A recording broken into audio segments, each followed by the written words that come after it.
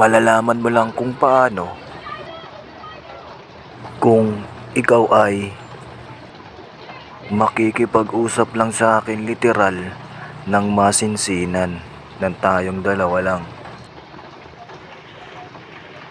Dahil hindi lahat ng bagay ay nakukuha lang sa usapang madalian. Dahil kung ano yung pagkakaintindi mo sa iyong nakita at narinig ay siguradong iyon na yun. Ngunit nauulit lamang ang isang bagay ay para klaruhin. Okay lang naman yung ganon. Mas mainam kasi na makasigurado tayo kaysa naman sa magkamali, 'di ba? Pag nagkamali kasi, madalas pinagsisisihan pa natin. Kaya mas mainam na siguraduhin. Siyempre, dahil para wala nang masayang, 'di ba?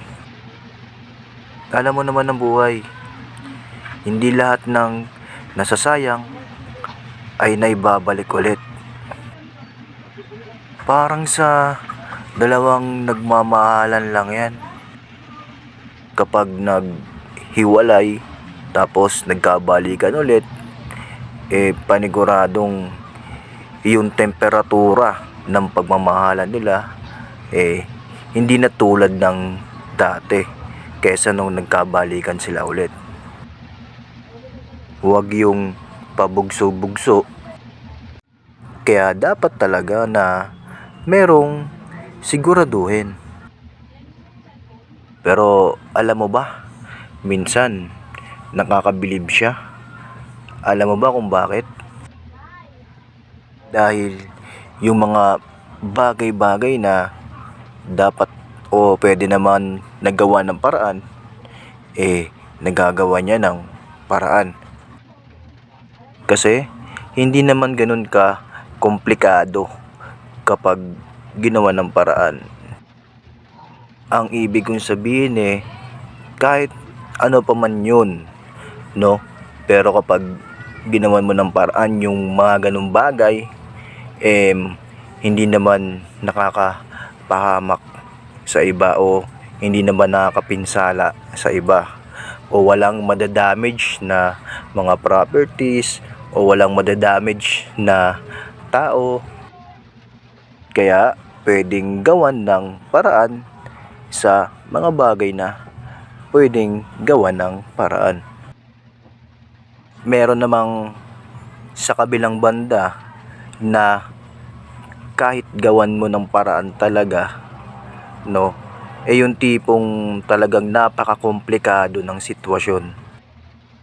Yung tinutukoy ko rito na komplikado yung sitwasyon, yung tipo na kapag ginawan mo ng paraan tapos naipilit, ayun yung may mga damage na mga properties o yung may mga mapapahamak na ibang tao.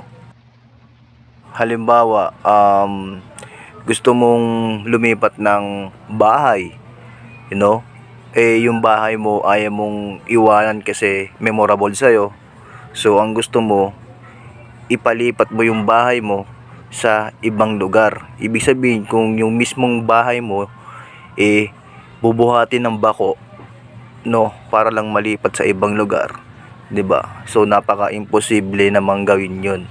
So, baka pag ginawa yung ganun, nabuhatin yung mismong bahay mo talagang literal, mabali pa yung mga kadekadena noon. Then, may mabagsakan pang ibang tao. Tapos, magta-traffic sa kalsada. Siyempre, saan pa dadaan yung bako na may buwat-buwat na bahay mo na literal? Siyempre, sa kalsada rin, sa daanan din ng sasakyan, hindi naman makakalipad yung bako, 'di ba? So, ayun yung two difference ng halimbawa no, yung mga naisabi ko kung bakit may mga bagay na pwedeng gawan ng paraan at kung bakit may mga bagay na hindi pwedeng gawa ng paraan.